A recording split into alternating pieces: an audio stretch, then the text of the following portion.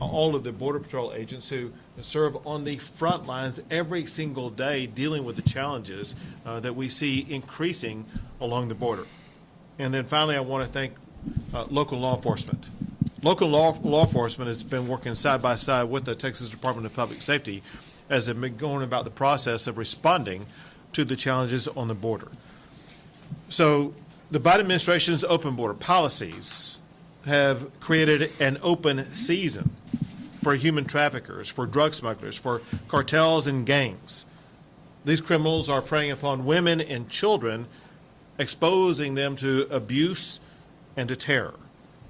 Because the federal government is failing to act to respond to these dangers, Texas is stepping up to secure the border and to keep our communities safe. To achieve that goal, about a month ago, I launched what we have named Operation Lone Star. Operation Lone Star was launched for the purpose of filling the gaps that are left open as Border Patrol officers are busy, occupied with detaining the large number of people who are coming across the border. And when Border Patrol officers are occupied with those detentions, it leaves wide swaths of sectors open for the cartels and drug smugglers as well as in human smugglers to be able to get people and drugs and contraband across the border. Without Operation Lone Star, those cartels and criminals would have open season to get across the border, whatever they wanted to get across the border. Because of Operation Lone Star, the numbers are staggering what has been done just over the past almost month. Operation Lone Star effectively began on March the 4th, so less than a month ago. In 28 days, the Texas Department of Public Safety has made 598 criminal arrests. They've also made more than 16,000 referrals of illegal immigrants to Border Patrol. So the math on this is the Department of Public Safety made more than 21 arrests per day of criminal arrests, and they made more than 571 referrals of illegal immigrants per day to the Border Patrol. I want to give you just an idea of the type of arrests that the Texas Department of Public Safety has been involved in. In early March, one of the arrests involved a stash house in the Rio Grande Valley. While investigating the stash house, Department of Public Safety troopers and special agents discovered 4 illegal immigrants and a gang member. The gang member was wanted on 2 counts of rape of a child under the age of 13. On March the 8th, Department of Public Safety troopers made a traffic stop that resulted in the arrest of a man wanted for continuous sexual assault of a child. On March the 14th, troopers attempted to make a traffic stop that escalated into a pursuit. After the pursuit was done and after stopping the vehicle, they discovered that the male driver was smuggling illegal immigrants, including a 14-year-old child who had been sexually assaulted. The driver also had child pornography on his phone. On March the 16th, the Department of Public Safety assisted the Border Patrol with several waves of illegal immigrants being smuggled on rafts. This included 217 illegal immigrants apprehended, including, among that group, 152 children. One of those children was a 6-month-old girl who was thrown into the river by smugglers. As Brenda and Judd explained to me, there is a reason why smugglers and cartel members do things like throw a young child into the river. They know that when doing so, it will cause Border Patrol and Texas Department of Public Safety officers to focus on that child and to save that child like what they did do. When law enforcement is focused on saving a child, that opens the door to the opportunity for the drug smugglers and the cartels to engage in other crimes, and that's part of what happened. But to show you how abusive these people are, there was a mother among the group who was stomped on by the cartels and broke her leg. And that woman was also helped by the Texas Department of Public Safety working alongside the Border Patrol. Do we have Trooper Woodard with us? Right here. Trooper Woodard with the Texas Department of Public Safety was the trooper who was involved in the rescuing of that child, as well as dealing with the mother who had a broken leg. Trooper, thank you for your service. Yes, sir. So this is just a small sample of the dangerous criminals that the Texas Department of Public Safety is apprehending and the horrific abuse these criminals inflict on their victims. A concern that we have is how brazen and open the drug cartels are getting in trying to recruit people here in the state of Texas to assist them in these crimes. I was provided these. I'm going to show you these two pictures if you can zoom in. These are two pictures from TikTok. And these are ads or videos and things that are being run by cartels on TikTok trying to recruit people in Texas to assist them commit their crime with the promise of money as well as other things.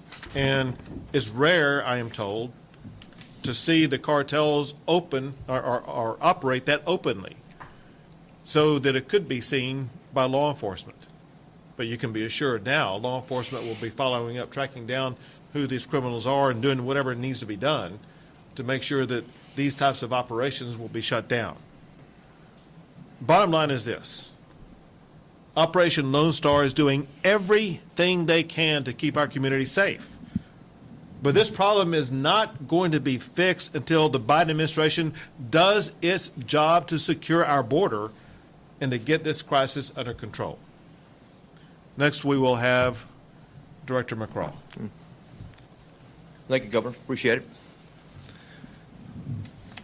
Public safety is the protection of people from harm. When we talk about public safety in the department, and certainly the state of Texas and the governor and the state legislature, that means all people in Texas.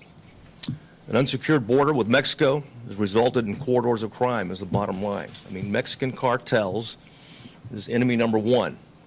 And throughout Texas, the nation, these corridors, they bring cocaine, methamphetamine, marijuana, fentanyl, any particular drug that's marketable, the cartels have it. But importantly, people. When we say people, as the governor indicated, it's a commodity to them. They don't care. They'll throw a 6-month-old baby into the water. They just don't care. I mean, they will stash, they will starve, they'll beat, they'll rape, and they'll abandon these children. And so it's very important, and one of the things that the governor's number one priority is that when we fill these gaps, because make no mistake about it, when you put those many unaccompanied children and family units into one area, the Rio Grande Valley area, Border Patrol becomes overwhelmed. We saw it in 2014, we saw it in 2019, and we certainly see it right now.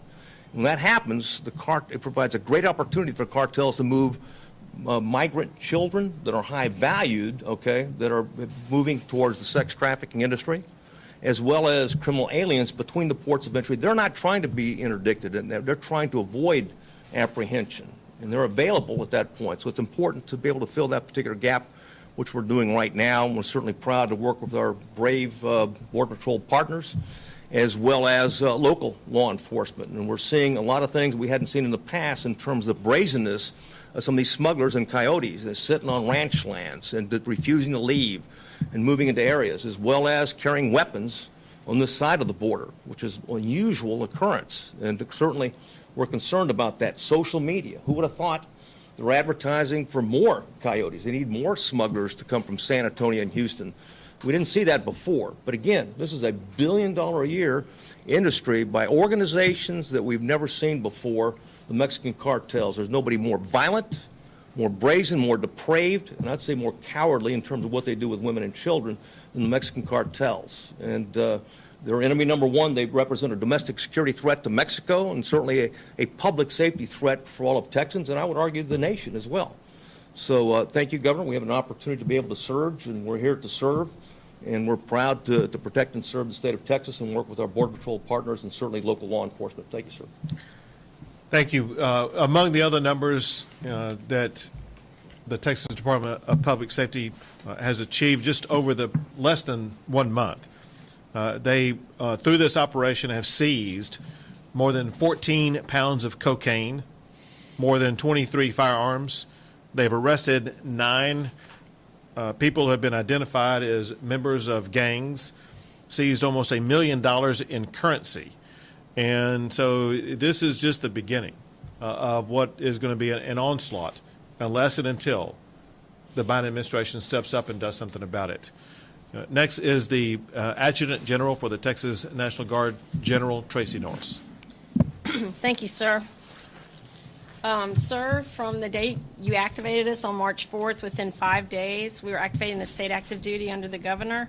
Within 5 days, we had a number of observation posts and listening posts on the border in support of our Texas Department of Public Safety. Our role is to add eyes and ears to DPS as well as Customs and Border Protection in order to detect, identify, and recognize any activity, illegal activity that is going on, and call that in to DPS and the Border Patrol and make it quicker for them to be able to react to where that event is. Our soldiers are using multi-sensor systems that are able to detect, recognize, and identify that activity. And, sir, again, our soldiers have been not unfamiliar with the border. They've been down here several times in support of DPS, and I just want to thank the employers of all our guardsmen and also the families that support our guardsmen. I want to thank them for all of that they've done the last couple of years. Great point.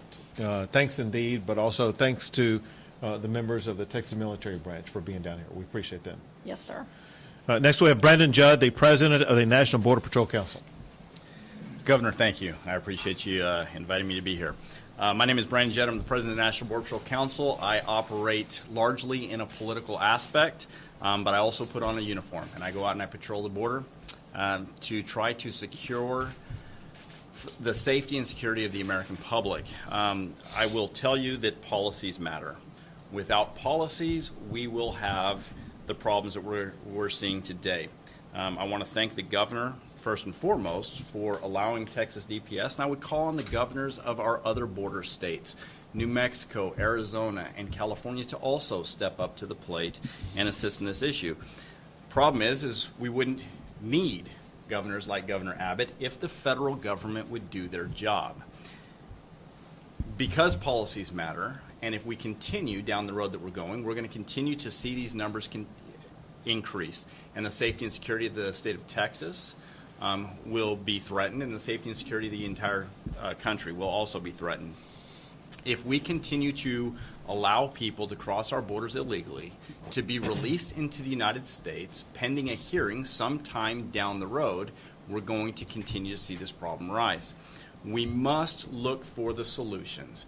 And if the Biden administration wants to say that the Remain in Mexico program was inhumane, then he needs to look for a solution. You cannot get rid of a program that worked and was very effective and not replace it with something else. And that is, in fact, what the Biden administration did. There are solutions that can be had. If we were to set up courts to adjudicate these cases, then we would give relief to those individuals that deserve relief under U.S. law. We would also send back those individuals that are coming here to game the system, that never have an intent to leave this country, regardless of whether they receive an order of deportation. We can solve this issue and we can solve this problem. And by solving the problem, we can release Texas DPS to do the job that they were supposed to be set up for. But if we don't, then we're going to have to call on governors like Governor Abbott. And thank goodness Texas does have a governor that's willing to step up to the plate when the federal government fails. So again, Governor Abbott, I appreciate the time. I appreciate what you're doing and the resources you're devoting to an issue that you should not have to solve. Thank Federal you, government should and solve. thanks to the men and women of the Border Patrol. Thank you. We'll take a few questions. Yes. You speak up a little bit. If it's all right, can I, Sure. Director, sorry. Some of those, so I have two questions. Sure. One is, we had heard that the Stark County surge of troopers there was going to last about 60 days. I was wondering how long it's going to last in total. And my second question is, of the arrests that were made, can you tell me if any of those included interdictions, special interest arrests, and also things like federal misdemeanors like the illegal crossing the border? We don't arrest anybody for crossing the border illegally. We arrest smugglers, and there have been smugglers that we have arrested. As the governor talked about, over 16,000 IAs or illegal aliens we came in contact with them. Those were referred to the Border Patrol. We did not maintain them. There's no state immigration violation. Smugglers, yes, we charged with them. Drugs, as the governor talked about, marijuana and cocaine, we made arrests on those particular things. And stash houses where we have a smuggler. And of course, he documented 3 incidents in terms of we had sexual assaults on children, underage children that were coming here illegally and no doubt was exploited and will be continue to be exploited. Those are the majority of the type of criminal violations that we came in contact with that period of time. As for the duration, it depends on what happens on the ground. As they come and Border Patrol is swamped, I mean, the governor's made it very clear that the Department of Public Safety and National Guard is going to be there to support them, and we'll be continuing operations in that regard. The one thing that shifted from the last time that the governor had a press conference is Del Rio sector. It became the number 2 sector in Texas, and that's never happened before. We've had those types of numbers. So we got the call from not just the sector chief, but from the sheriffs. I know Representative Morales was very concerned about that area. So the governor had us increase our tempo and resources within the Del Rio sector as well. I can say that when we do that, we move to 12-hour shifts. We make sure we cover 24/7. We bring resources outside. So hope that answers both your questions. Let me add some additional information because you did bring up one other topic I want to make sure you understood the answer to. You mentioned special interest arrest. I don't know if you were intending by that, but that is a term that's used that deals with people who come from countries with ties to terrorism. Is that what you were referring to?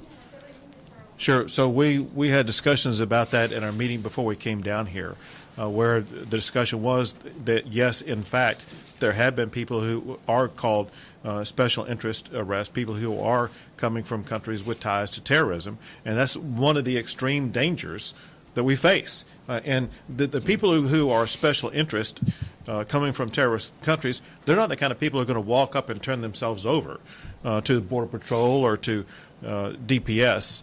They're the type of people that the cartels get a whole lot of money for to try to sneak through the gaps while the Border Patrol is occupied dealing with the children that they are dealing with. And that's exactly why the Biden administration needs to step up and explain to his fellow Americans that there are terrorists trying to get into the United States across the Texas border, and the federal government has to step up and do something about it. Is there a number of how many special interest results? There is, but we're not Sure. we're not So- discussing. So Minority Leader McCarthy, he highlighted this issue just a couple weeks ago when he was down on the border, and he learned that there were several individuals from special interest countries that had been arrested. I personally have arrested people from all over the globe, whether it be Poland, Russia, Bangladesh, Brazil. We deal with people that come from all over the world. The politicians want to make this an issue of Honduras, El Salvador, Guatemala, and Mexico, and it's just not. We get them from all over the world, and that's why it's so important that we have Texas DPS, because as the cartels continue to flood us with unaccompanied children, as they continue to flood us with family units, it takes our resources out of the field. And if it's not for the Texas DPS to plug those holes up, that the cartels are creating artificial gaps in our coverage, and if it's not for Texas DPS to plug those holes, we would have a lot more coming across into the United States. Go ahead. Elaborate No, I'm fine. on that baby that you mentioned, who rescued him and what happened to him after? Yeah, why don't we, Trooper Woodard, why don't you Well, take the mask off? And here's a microphone. I think He was the one involved in it. A younger, much better looking version. So just tell him everything about what happened. Okay. I had established a land position and seen the smugglers bringing approximately 6 people across on a raft. I gotten a little bit more brush on me, and the raft had gotten into a tree, just on the other side of a tree that had cane in it. I heard splashing and ayuda from a distressed woman. Once I have night vision on at this point, I climb into a tree and see that this woman is hanging onto a tree branch with the baby in her arm. The baby's in her arm and the water's going over the baby. So I got above her, kind of fell in, grabbed the baby, held the baby like a football, and helped the woman onto a tree branch. Positioned myself back on the tree and then walked out. I got up to the bank, and on the picture that you've seen, I start rubbing the chest of the baby because the baby wasn't moving at that point. Finally seen that the baby started moving, started crying, and handed off the baby to a ranger, and then helped the other 5 back onto the bank. And Border Patrol knows about what happened to that baby? That baby was turned over to Border Patrol Resources, but that was a family unit. That was a woman and child. Most likely, because of the age of the child, most likely that those 2 individuals were released into the United States. Go ahead. Governor, Adolfo Muñiz with Spectrum News 1. What comment do you have about the fact that the Biden administration says that they are returning 80, 70-something% of the migrants back to Mexico? And this question also goes to the Border Patrol Council. Is that alleviating anything? How is that affecting? Is it true? What's not true about it? All I can tell you is that we see increasing numbers of people coming across the border. I can tell you the words that were used by the Homeland Security Secretary Mayorkas himself, and that is this is an unprecedented number of people coming across the border, the most in more than 20 years, and we're just getting going in the process. These numbers will continue to increase because the Biden administration has established open border policies, making it clear that they are going to allow people to come in, and making it clear that we have thousands of people in locations across just the state of Texas, whether it be in Carrizo Springs or in Midland or in Dallas or now on military bases. And so as the numbers continue to increase, it is clear there's no slowing down in the number of people coming across the border. So to answer that question, you have to take a snapshot in time. And if you go back to Inauguration Day, yes, it was probably close to 80% of the people were, in fact, being expelled under Title 42. But then you had an explosion in the numbers, numbers that were absolutely unprecedented. We've never seen these types of numbers of unaccompanied children before. And then you had the carve-outs for Title 42. And, of course, you started to see even more people. Axios, which generally tends to be on the liberal leaning, Axios fact-checked President Biden and said in the week that he gave his press conference, it was only about 13% that were being expelled. So again, you have to take a snapshot in time. You have to look at what are the current conditions and what are the drivers, these pull factors. And no, we're not expelling 80% of the individuals that are crossing the border today. If we're lucky if we're expelling, or if 40% of those people that are crossing today are actually being removed. We're lucky. Thank you. Governor, one question. We have had reports of people, stating that it looks like these traffickers are taunting, in a sense, our Border Patrol agents and also the DPS. Has there been any plans or any communication with the Mexican government to kind of do something about it? So there's been no communication with the Texas government and the Mexican government. There are communications, obviously, between the federal government and the Mexican government. I don't have that information provided to me, but I do know that the federal government and the Mexican government communicate all the time about this. Doctor? Yes. Dr. Burns of NBC News. 2 questions for you. One, we know actually from the numbers that the majority of families with young kids are being released, or largely being released in towns like McAllen, like Brownsville. Those are the cities on the front lines of this. And as we've been talking to them, they've been doing a lot, like trying to make sure migrants are tested, quarantined if they have COVID, so that they don't travel to other parts of Texas and the rest of the country. They are ensuring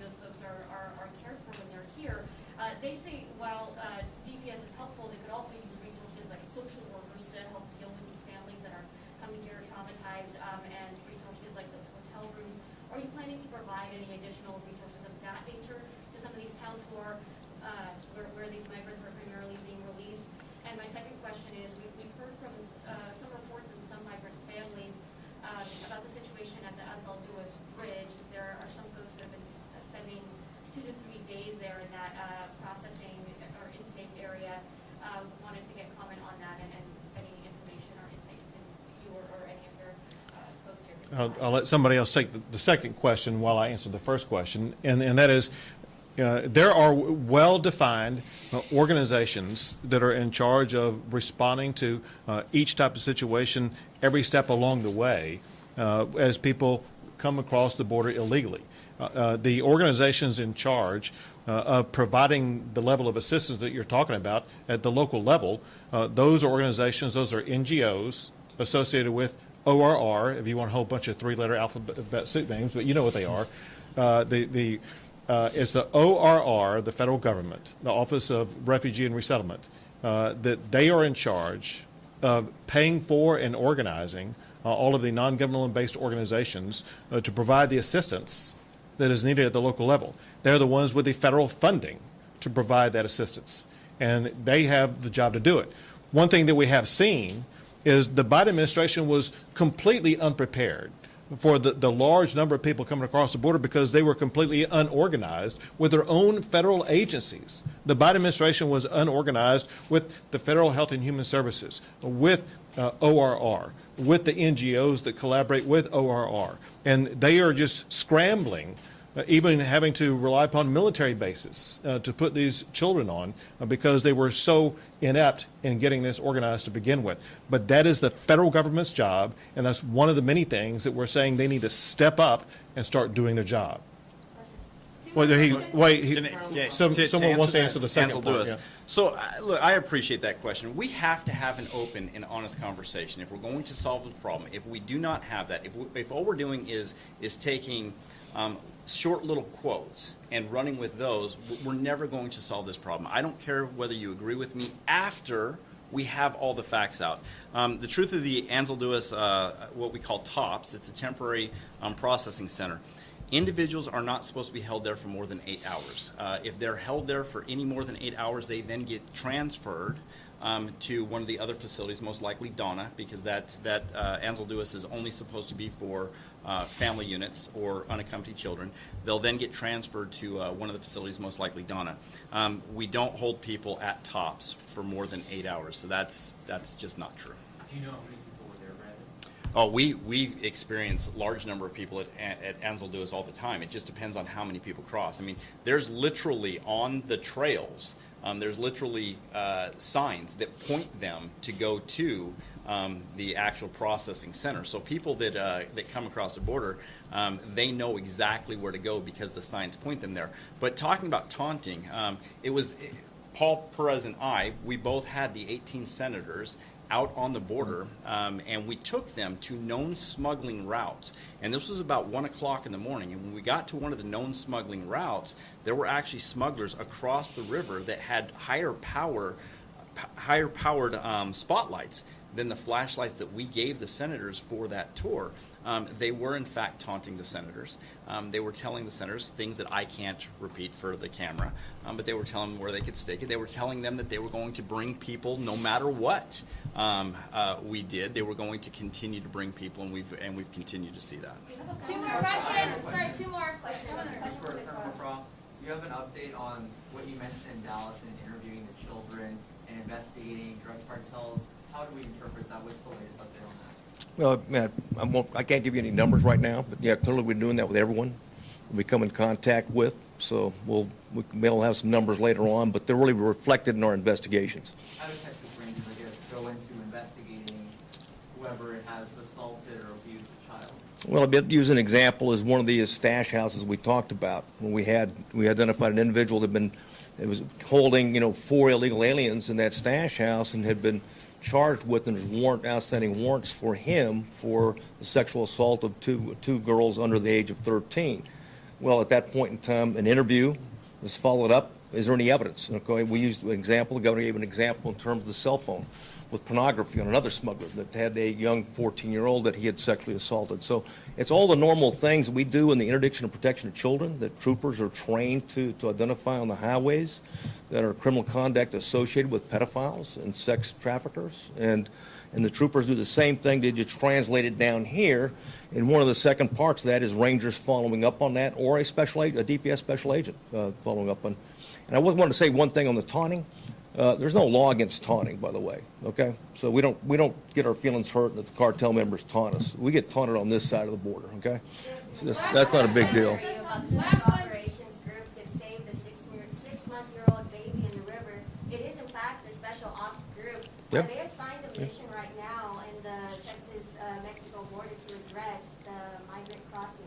Yes. In fact, we bring the special operators in, whether they're a SWAT team or whether they're Ranger Recon, but they're part of our special operations group. This trooper came from Bowie, Texas, out of Wichita Falls. He's on our special response team out there. And we identify through intel locations where the cartels are exploiting those gaps. And we do locate them. I think he testified or talked about, have NVGs at night. And we have him in low light. He was in a low profile situation, try to identify cartel members coming across and interdict them as they come across. So the answer is yes, and we'll continue to do that. Great, thank you guys so much for coming. Thank you. As long as necessary. Thank you. Thank you all.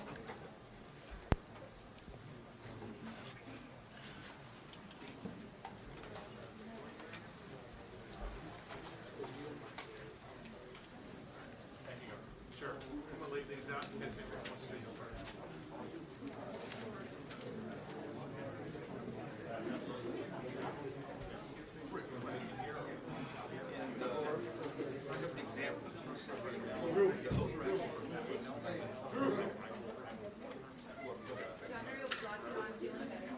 Good. Yeah, there you go.